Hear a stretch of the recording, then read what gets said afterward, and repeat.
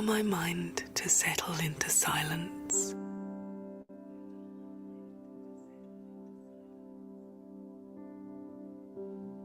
and peace.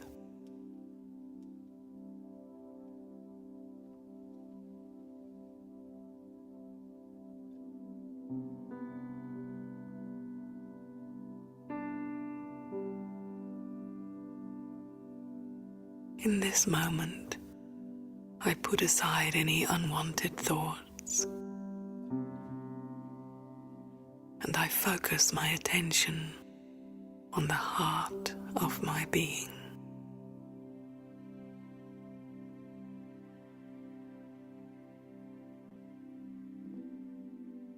My heart is my silent, secret place where I can feel life deeply as it is.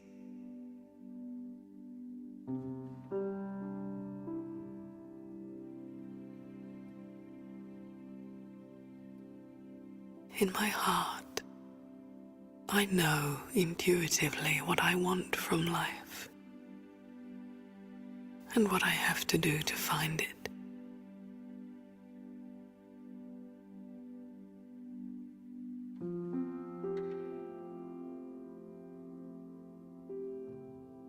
In my heart, I know myself as a loving being.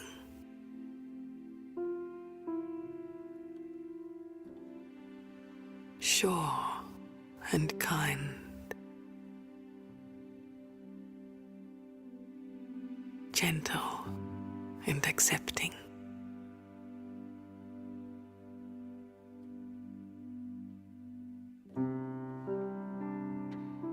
But many times I have opened my heart in the wrong way. I have opened my heart to love, but put too many expectations and conditions on that love.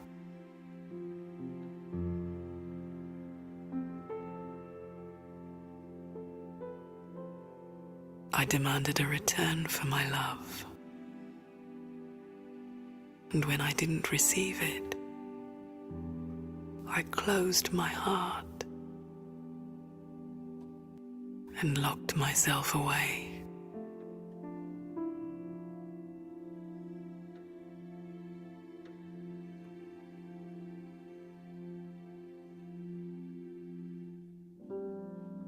Yet the love in my heart is always there, hidden and waiting. Like a tiny rosebud, waiting for the right time to bloom into a beautiful flowering rose.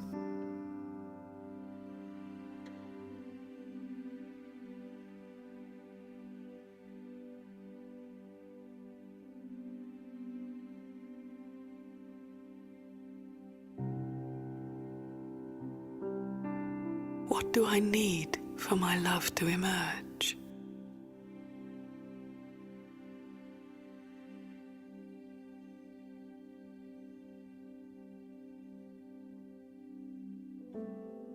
Only to know that I am already a being of love.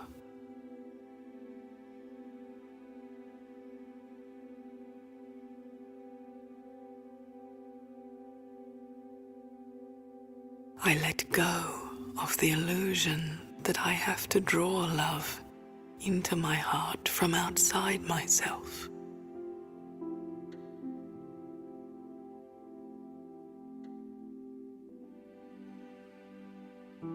As I sit here, as I breathe, as I exist, I feel pure love in my heart.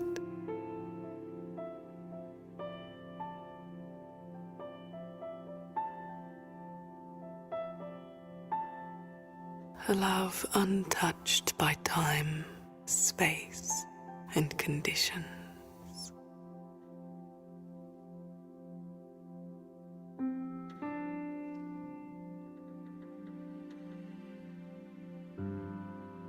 It It is as though I am breathing in the fragrance and beauty of a perfect rose.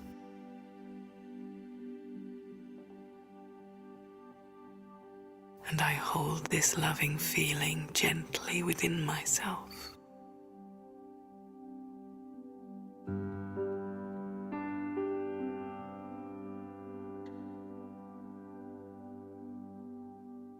Within this love and beauty, I feel a deep acceptance of myself.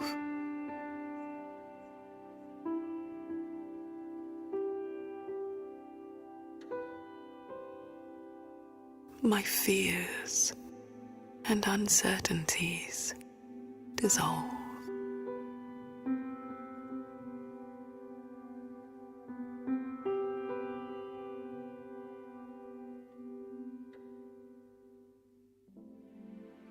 I become sure of myself in the drama of life, sure of my strengths, sure of my opportunities and creativity, and sure of my ability to overcome obstacles.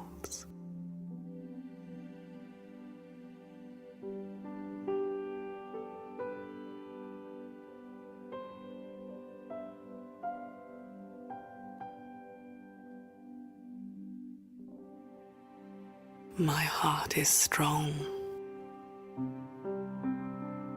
and able to hold on to love.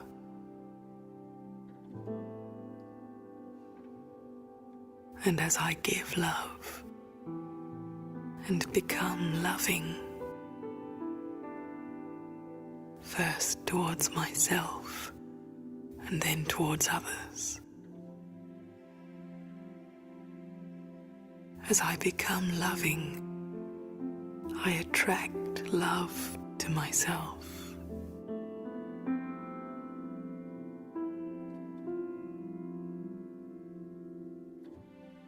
I become like the fragrant rose, and I draw the love of others as they come to appreciate my loving openness and beauty.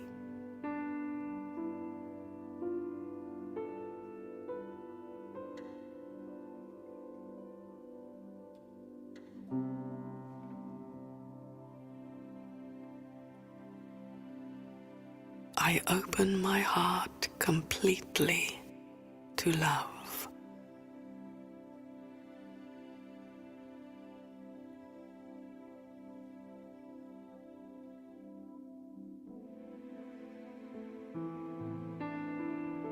I cast out doubt and fear.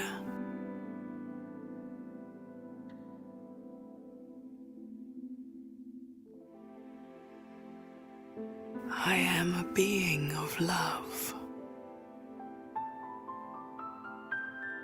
and I give my love freely and openly.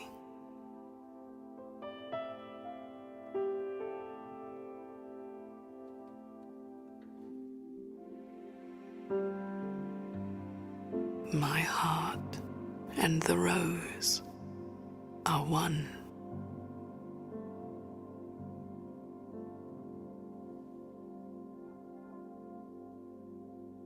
Offering my gentle fragrance without conditions or expectations.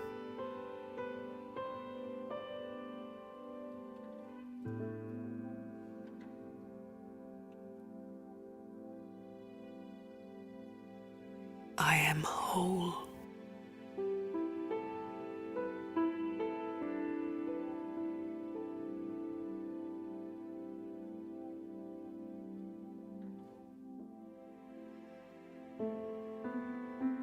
I am complete.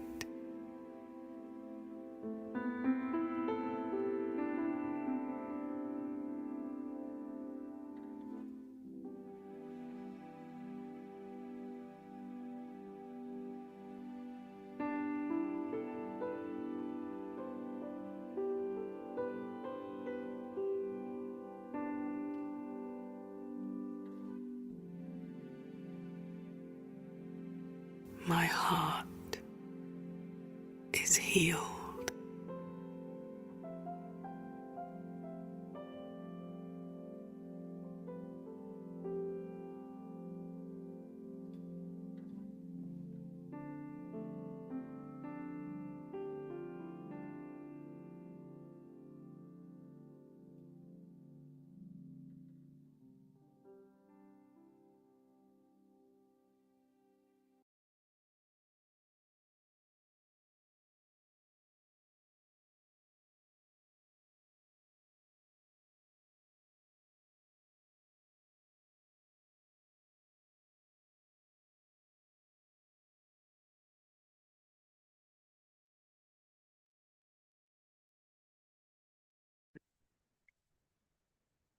Om Shanti, and good evening to everyone.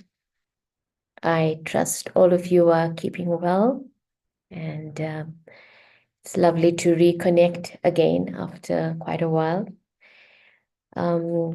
This evening's topic is on Ahimsa, and Ahimsa really means beyond violence. And it was a term that Mahatma Gandhi used as part of his movement for finding the path to democracy, because he looked at it as more than just freedom from colonial rule in India, but he saw it also as a freedom from the inner tendencies of violence within us, because violence can cage us, can limit us. And for those of you who have been to Pietermaritzburg at the monument where there's a statue of Gandhi where he was chucked out of the train, there's a quotation there that I remember very distinctly after I had visited that place. And it goes that it takes more courage to be nonviolent than to resort to violence. And so definitely it's a quality that is requires a deep connection, a very awakened conscience to really work from that space always. And I think of it that very much in the world we're living today, and the amount of crime and violence that we are surrounded by. It's something that we really have to cultivate deeply within ourselves, this aspect of going beyond violence. And going beyond violence means really tapping into qualities within ourselves, qualities of peace and love and compassion. And I was thinking, where is this concept of ahimsa rooted in? And very much it's rooted in this one very powerful understanding that the true nature of the soul is that of benevolence. And if we look at it in any tradition or faith, there's always this idea that we are made in the image of the divine. And it's very much that we are made inherently good. We look at a little baby or a little child, and we automatically see that purity, that innocence, that lightness, and that reflects very much that our core self is good, is benevolent. And so our journey very much is to acknowledge that as ourselves and know that when we come from that place, we come from a very deep place of power. What has happened is in the world, we have learned or become conditioned into thinking of ourselves as bodies, of identifying ourselves at a very material level. And as a result of that, our understanding of what power is has become very focused on external forms of power. So we see power as position, we see power as wealth, we see power as influence, we see power as force. And that is why we sort of cave in to those forms of power, because we think it will secure us. It's a misunderstanding. It will secure us. It will protect us, whatever. But those external forms of power that we see, in the long run, if we look at it, it only leads to a deeper dissatisfaction. It only leads to a deeper sense of emptiness. I was in Uganda recently, and Sister Jayanti, who's our additional administrative head, quoted a research. And the research was based on finding out what is it. A survey was done, and what is it that people feel will give them happiness. And there was a high percentage that said wealth, the other percentage that said power, position, and power and position. So when they actually interviewed people who held positions of power, or who held positions of influence, or who held a lot of wealth, and asked them, are they really happy? The response was no, not really.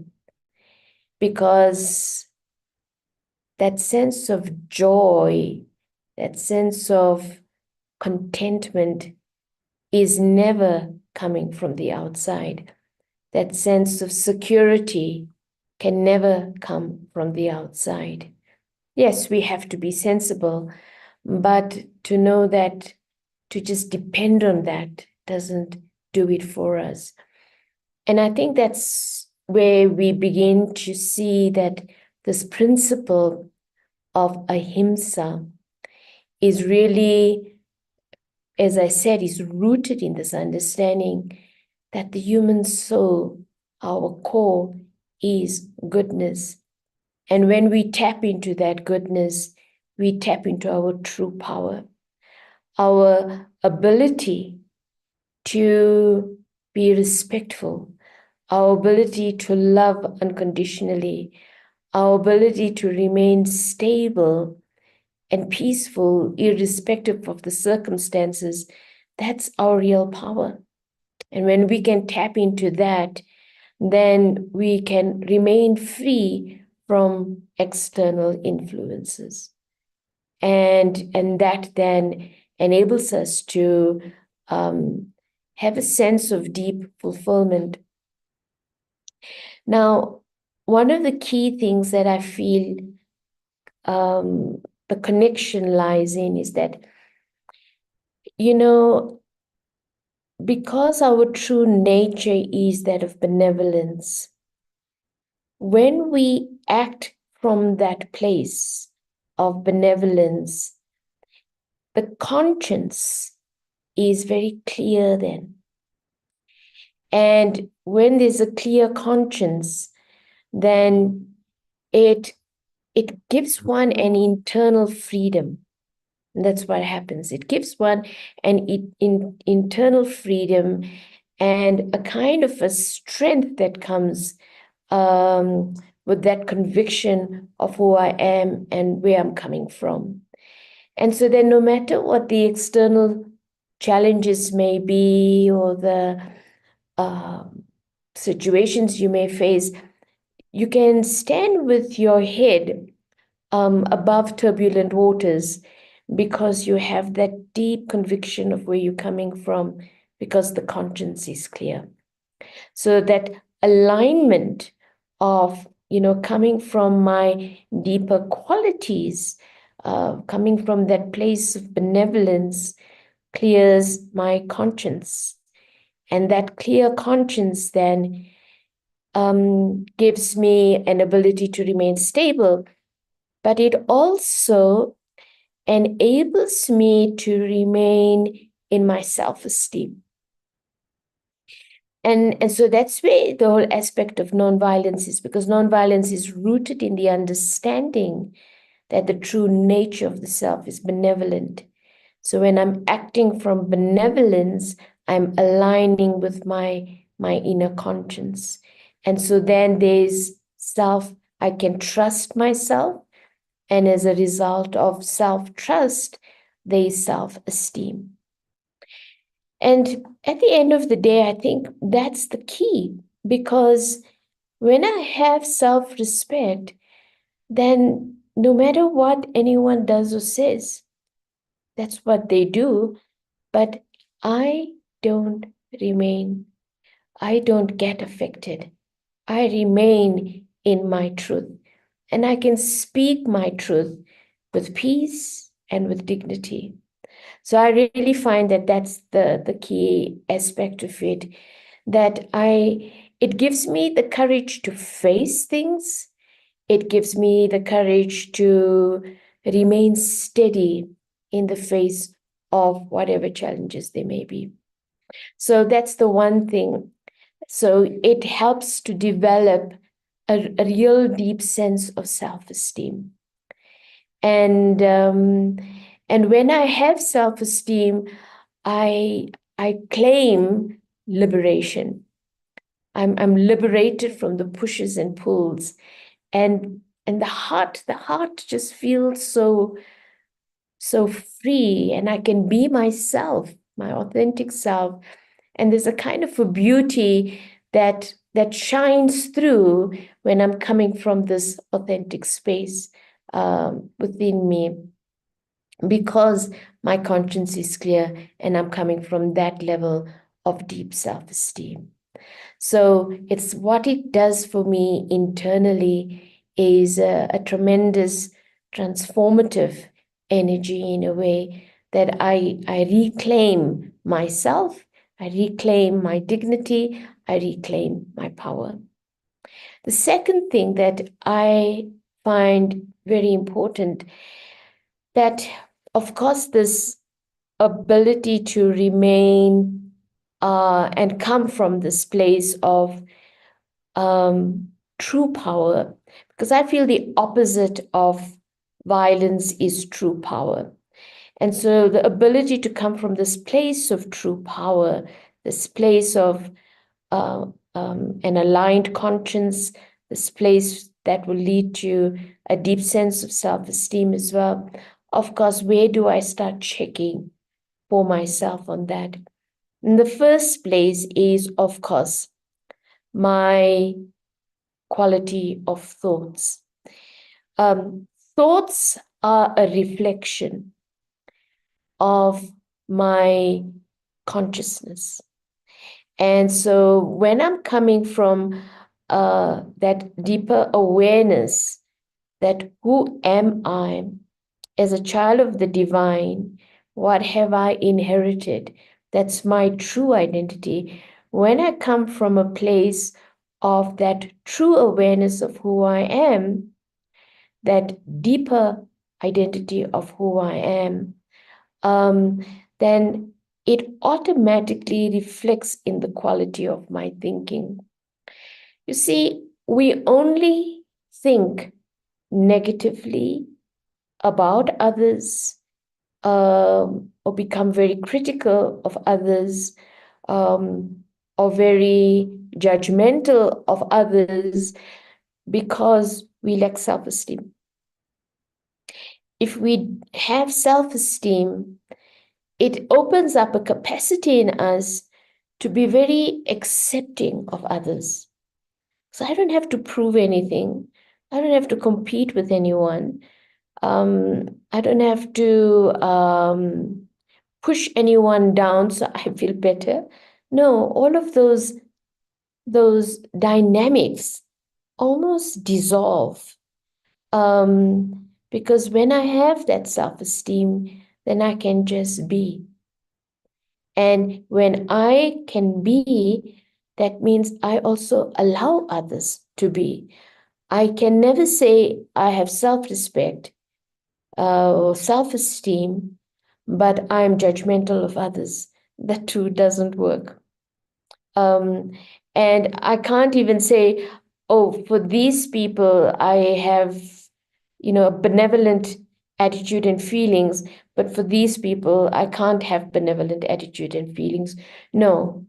When I'm coming from that deeper space, then my attitude, my thinking, my feelings for all are the same, in a way that they all come from a place of deep respect and acceptance of others as well.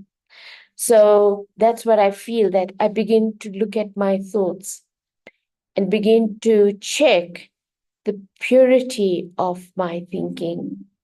And when I speak of purity of my thinking, then it's really about to see how much are my thoughts focused on what is good in the other, and how many of my thoughts tend to become critical or negative of the other. So looking at my thoughts, which is an important element, and observing my thoughts.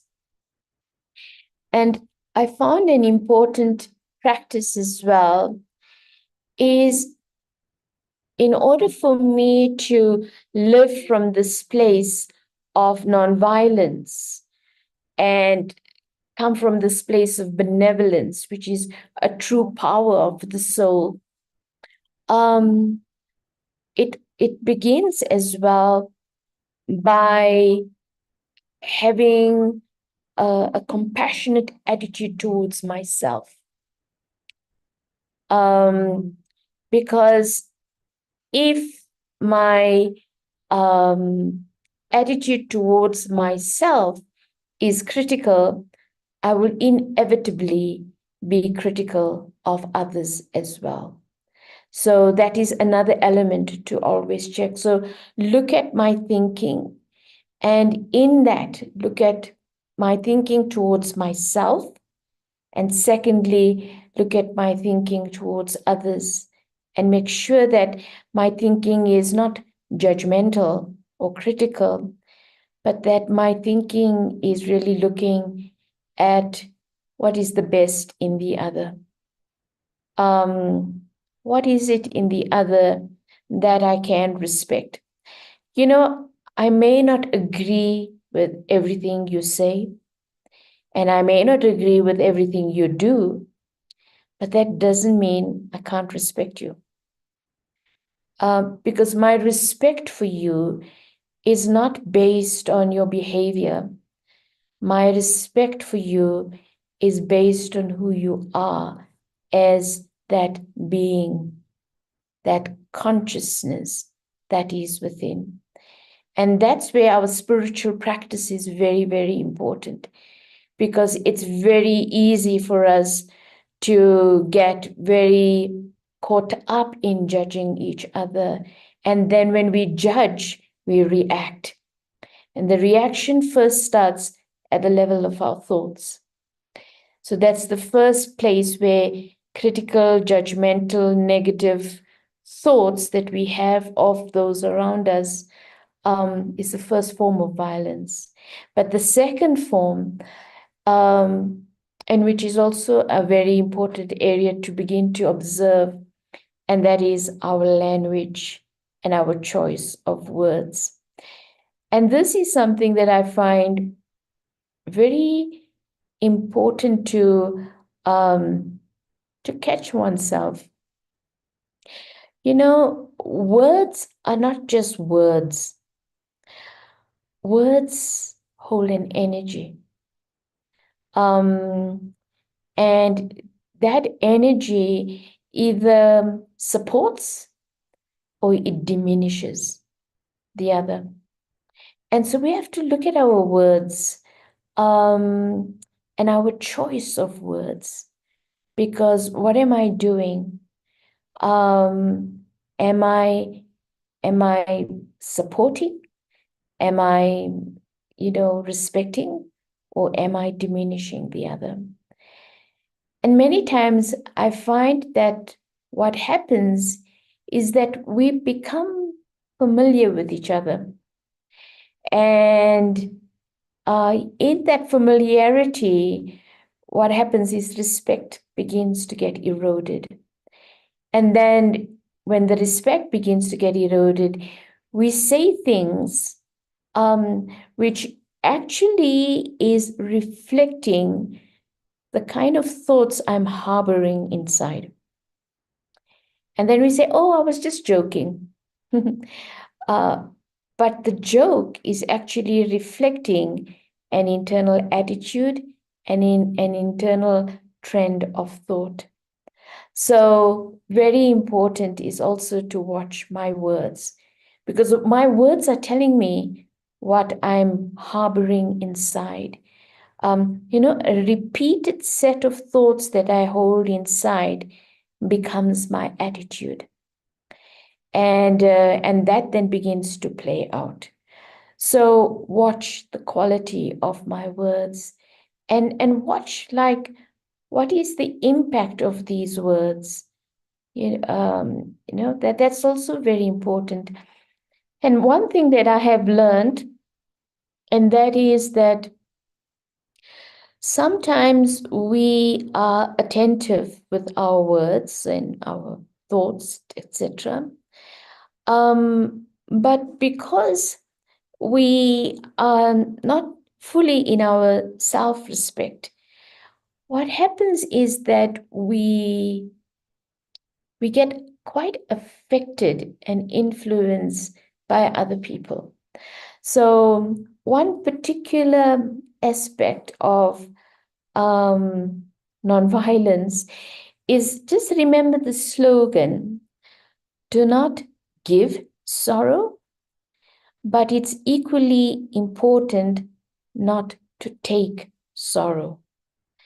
And I find both are valuable, because it's like, okay, I'm aware, don't give sorrow, because if I give sorrow, if I'm harming, if I'm diminishing the other in any way, that is giving sorrow.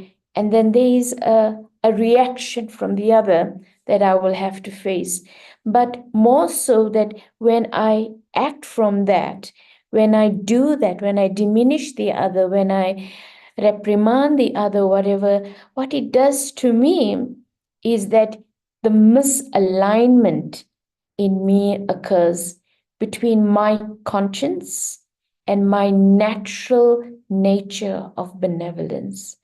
And that internal misalignment that happens for me leads for me to feel less content, a level of dis-ease internally. So what I do to the other, always to remember, it has a profound impact on me first. But the other side of it, as I was sharing, is also remembering not to take sorrow. So if the other is, being aggressive in their way of saying things, or trying to belittle you or insult you, whatever, it's almost like, don't absorb it. Always leave the room for you to learn, because we all, are not perfect, and there's always space to learn and improve. So always keep that space, but don't absorb the negativity that someone else is projecting towards you. Always to remember, that's their stuff. That's their game, and I don't have to make it mine. There's a story of the Buddha. He was sitting under a tree and he was meditating. And there was this man who was extremely angry with the Buddha for some odd reason. So he stood in front of him and he, insulted him and said all sorts of things. And the Buddha just continued sitting very peacefully and meditating. And when this man went away, a disciple of the Buddha went up to him and said, Master, you are so powerful. Why did you tolerate this man? And the Buddha said, well, if someone comes with the gift to you and you do not accept the gift, then who's left with the gift? The one who has come with it, isn't it? So that's the same principle in a way. Don't take sorrow. Don't take things personally. Just understand that what is happening is that is a need of that soul in that moment. And you don't have to take it on board. And as I'm saying this as well, I think what I have also learned in a way is that emotionally not to accept and just understand that's where the soul is. That is their karmic story playing out in their own heads. And so I remain detached from that. There's a concept we often use in the Brahma Kumaris is be the detached observer. Now, to be this detached observer requires internal power. And when this concept is shared in Hindi, the words have a very lovely connection. Sati and Sakshi. Sakshi means the observer. But these two words are always used together, Sati and Sakshi. Because Sati means be connected with the one. Create this relationship and connection of God as your friend. And when you create this feeling of connection of God as your friend, the one who understands your heart and that your source of taking is from that one, then that feeling of connectedness, that feeling of being nurtured, then gives you the capacity then to observe what others are going through, what others are projecting, without coming into judgment of it, but remaining in a state of just acceptance, but also compassion, and I think that's the critical lesson for us, is transforming or moving our criticisms and judgments into compassion.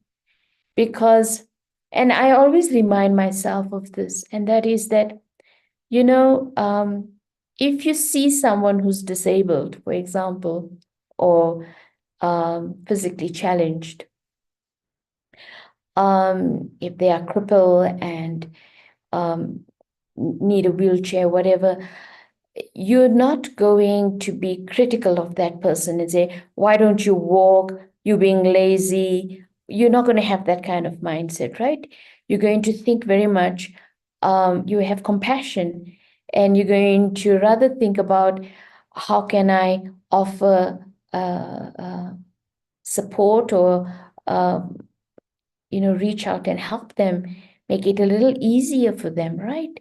That's the attitude that will naturally draw out, because that is who we are. We're compassionate beings, we're benevolent beings.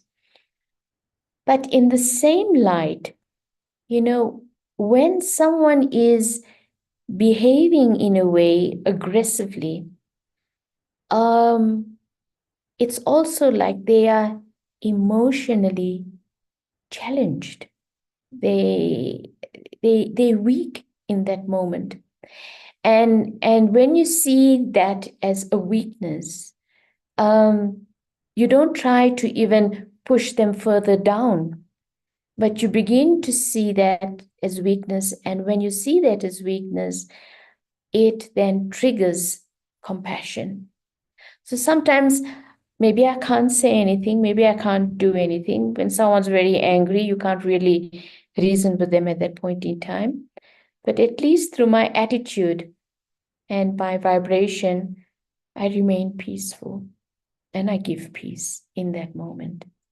So that when the time is appropriate, maybe we can talk, maybe we can find a solution or whatever, and then work it through in that way.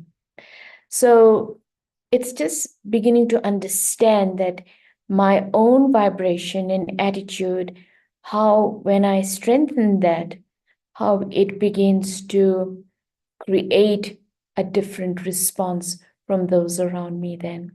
And what it does to protect me. So be aware of my words, let them be nonviolent, and watch that, when I project that kind of energy of peace, then it becomes like a protection around me.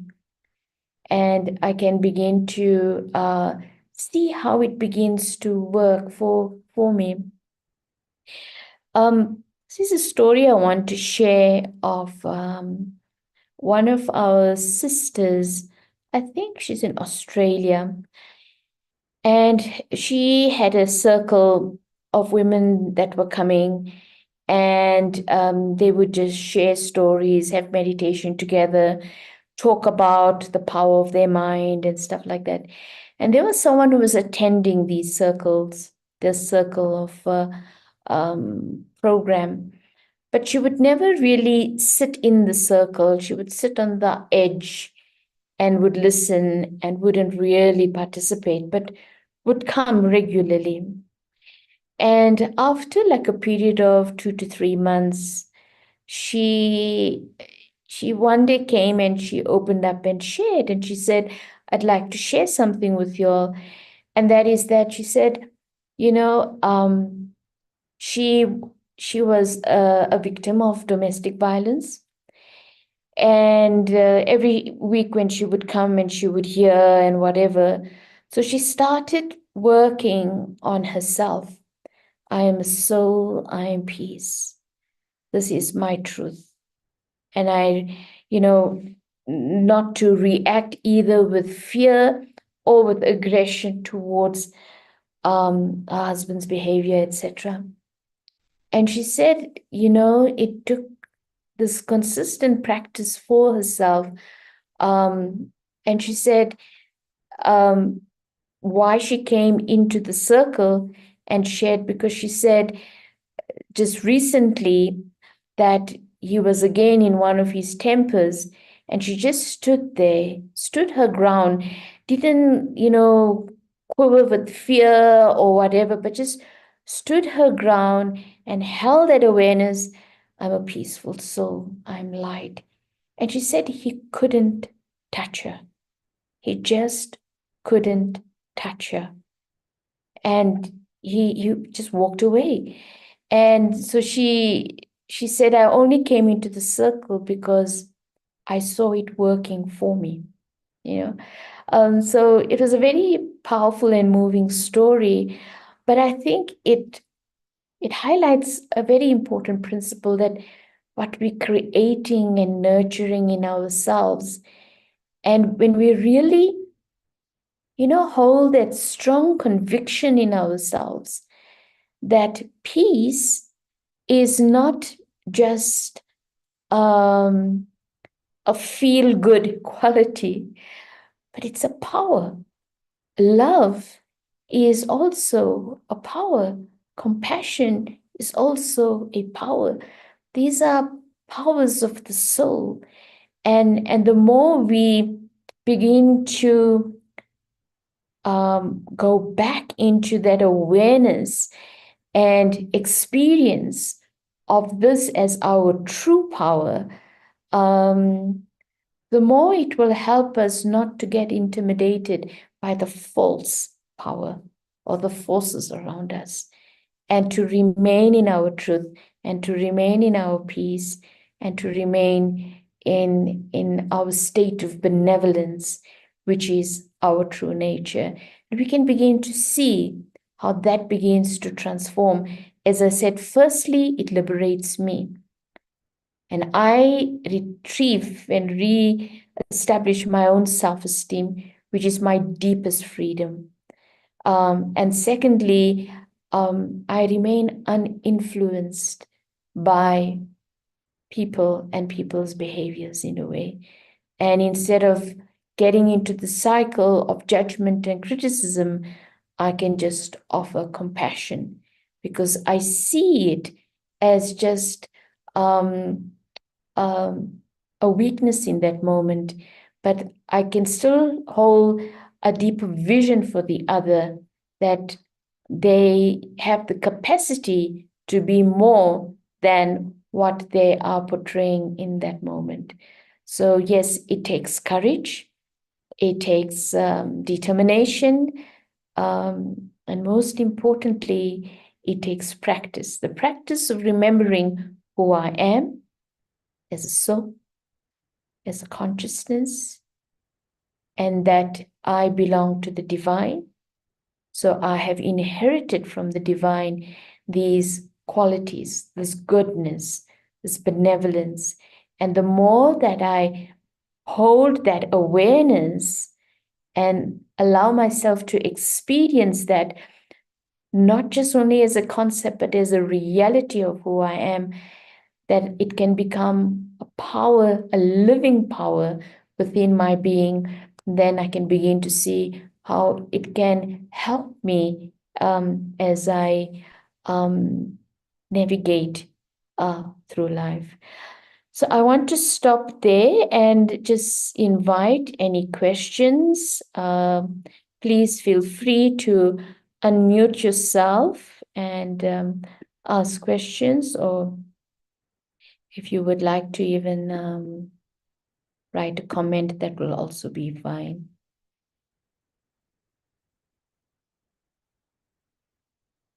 Anyone?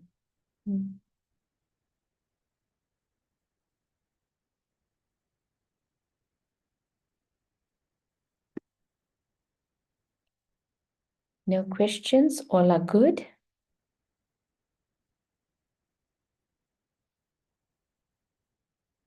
Good evening, Shanti. Hello. I'm Sorry, you're not very clear. Can I ask you to write it in the chat? That will help, because your sound is not very clear.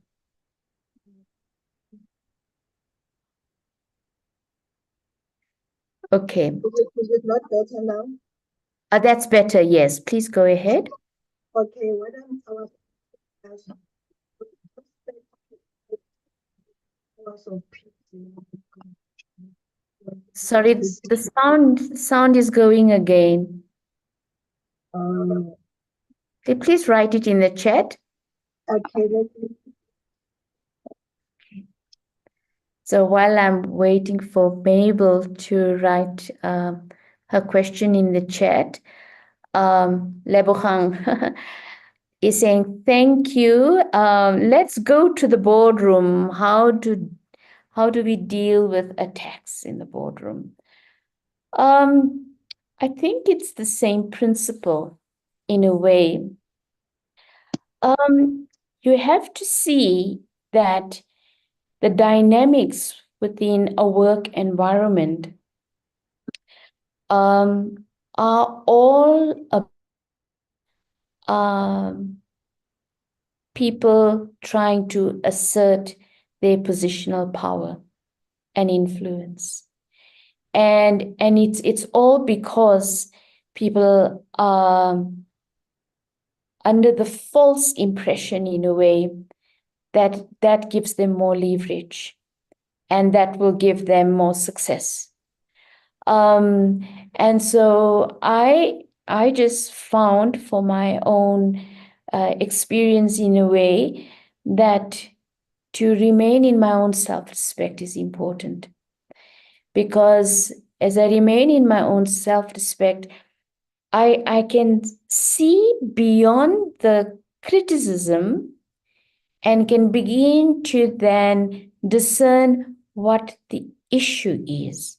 And I think that's key, because when we get so emotionally involved, we can't see the issue. The issue gets lost, and we get defensive or reactive because of the emotion. So I found that it was very important just to practice being in my own peace, be in my own self-respect, and then I can have the clarity to see, okay, what is the issue, what is the problem, and one can then apply oneself to a solution. And that was important. So that's how I dealt with it when I've had to deal with people working in projects or even in the corporate environment. Just remain in my self-respect so I can have the clarity of thought of what the issue is, and not to take things personally. Because when we take things personally, that's when we lose sight of things and we become reactive. Yeah. So Mabel said, please expand on the false powers. Yes, I think when we think of the false powers, it first starts off by my sense of identity, and how I base that as giving me a sense of power in different ways. So one is how we think our power lies in our position. We think our power lies in the authority that we hold. We think power lies in our wealth and our ability to influence.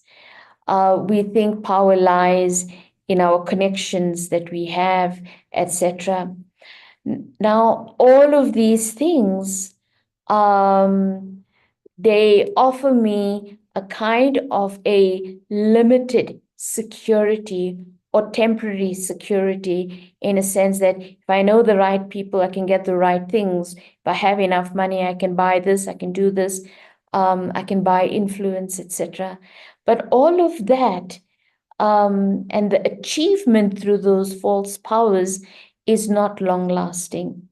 And it ultimately just leads me to feeling in a way, because I'm not coming from a place of benevolence, but I'm using these external resources that I have to create influence.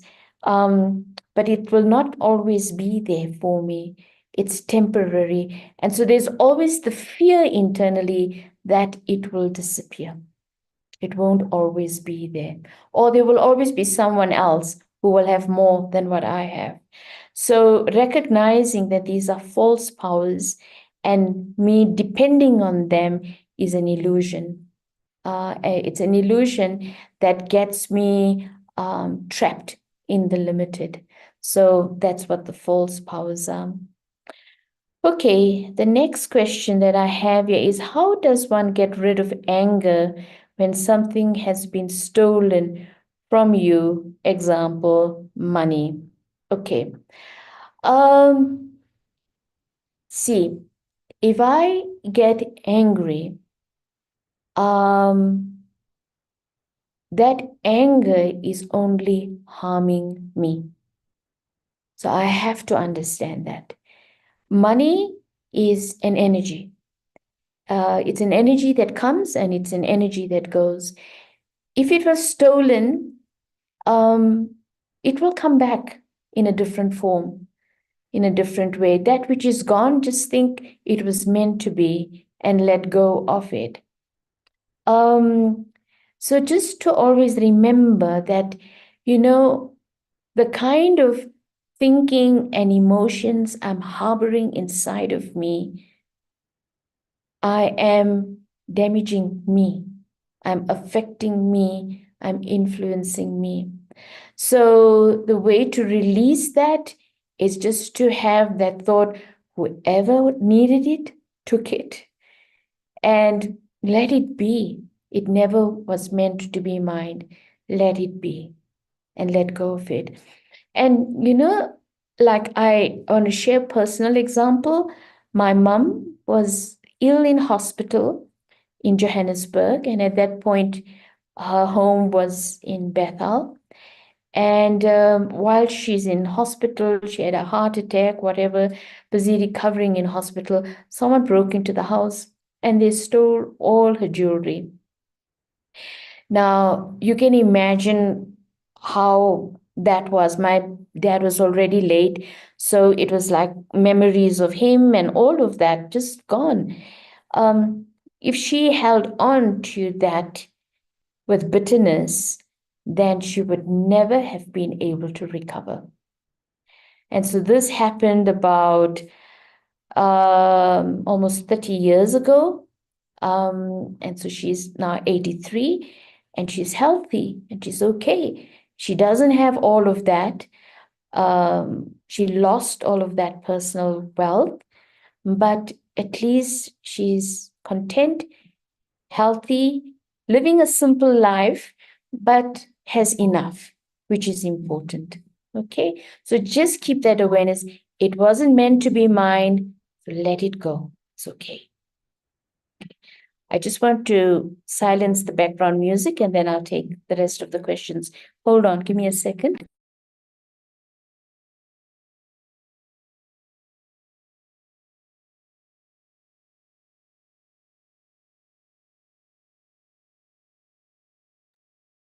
Okay, how does one avoid taking everything personally when one is sensitive? Thanks. Yeah, sensitivity, it's you have to just work on yourself in that way. And you have to make that a decision. In my own experience, when I went through a period of a lot of sensitivity, and I just told myself, I don't want to be like this, where I take sorrow so quickly and I become so emotional so quickly. I didn't like being like that. And so what I did was then I worked on myself. And every time that something happened that I found that I was becoming sensitive about, I would tell myself and I would talk to myself and to undo the thinking that led to the emotional reaction inside. So if someone ignored me, I would stop thinking, oh, they don't like me, they're ignoring me, da da da da, which is the pattern of thought that one gets into. But I would tell myself, oh, perhaps they preoccupied with something, or it doesn't matter. I will go and say hello to them, So what I did was that I started observing the pattern of thoughts that was leading to the sensitivity. And when I would catch myself coming into that place of sensitivity, I would undo that thinking by thinking in a different way. And I found that working on myself like this and watching my thought patterns in this way, I was able to let go of that habit, because being sensitive is also a habit that I have created. And so I can undo that habit very much so by just being attentive. And, it was like the first month after I got all upset that I was able to undo it. Then while I'm getting upset, I would remember and then undo it. And then there came a period where I would think, oh, I could have taken sorrow from that, but I didn't. So you actually can see that with the consistent practice, you can undo those habits of taking sorrow. reacting also can undo them. I'm not defined by my habits. Yeah. Okay, thank you. Thanks everyone for engaging in your questions. And I hope it's been a useful session for everyone this evening. So let's end off with a meditation. Okay, great.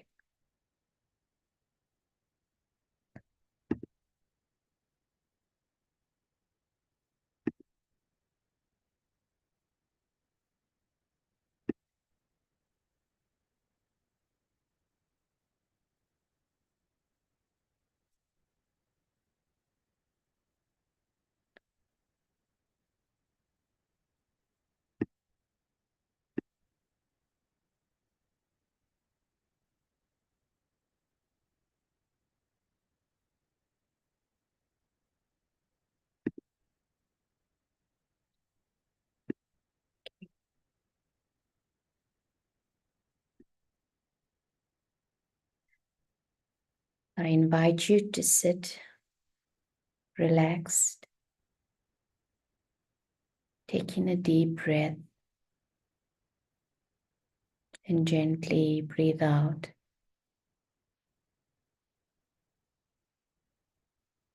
And as you breathe out, just allow yourself to feel that innate quietness within you growing.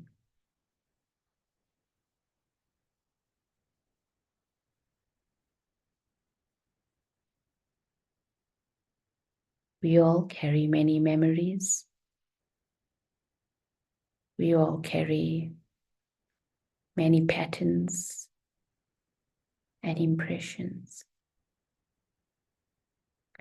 And for this moment, I just breathe out and let go and remind myself that at the very core of who I am, my innate truth is that I am consciousness. I am the soul.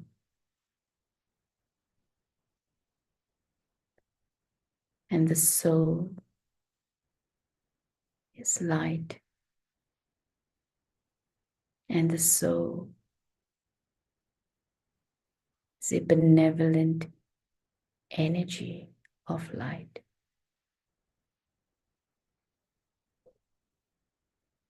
And at the heart of my being, there's peace.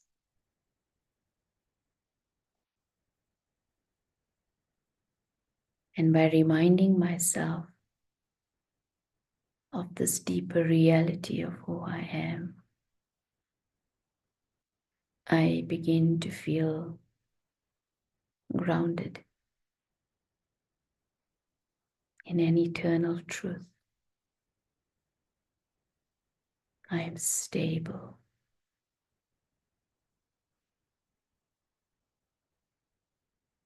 And I feel anchored in this awareness.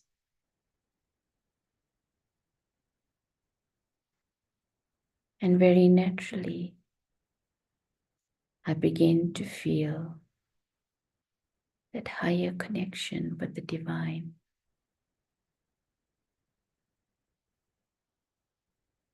That the soul has this eternal relationship with the divine, who is the source of light and love. And it is my relationship with the divine that awakens my conscience,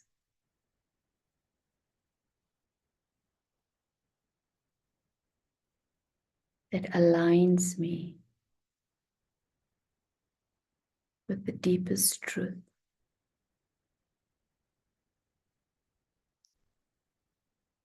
And this inner alignment helps me to feel free and liberated and light. No pushes, no pulls. I can just be in that absolute lightness and authenticity of who I am.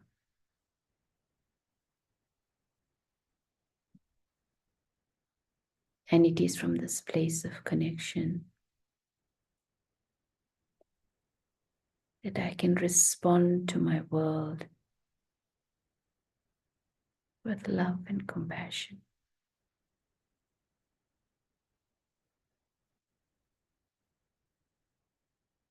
And so I just hold this awareness of who I am, who I belong to, that highest source, and to know that in every moment I have access to this power to help me respond, to help me to offer peace and compassion to every situation.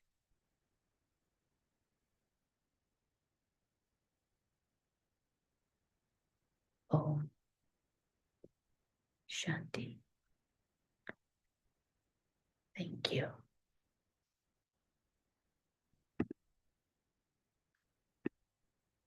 So thank you all and good evening and have a good week. Shanti. Om Shanti. Thank you. Thank you. Sister. Shanti. Thank you.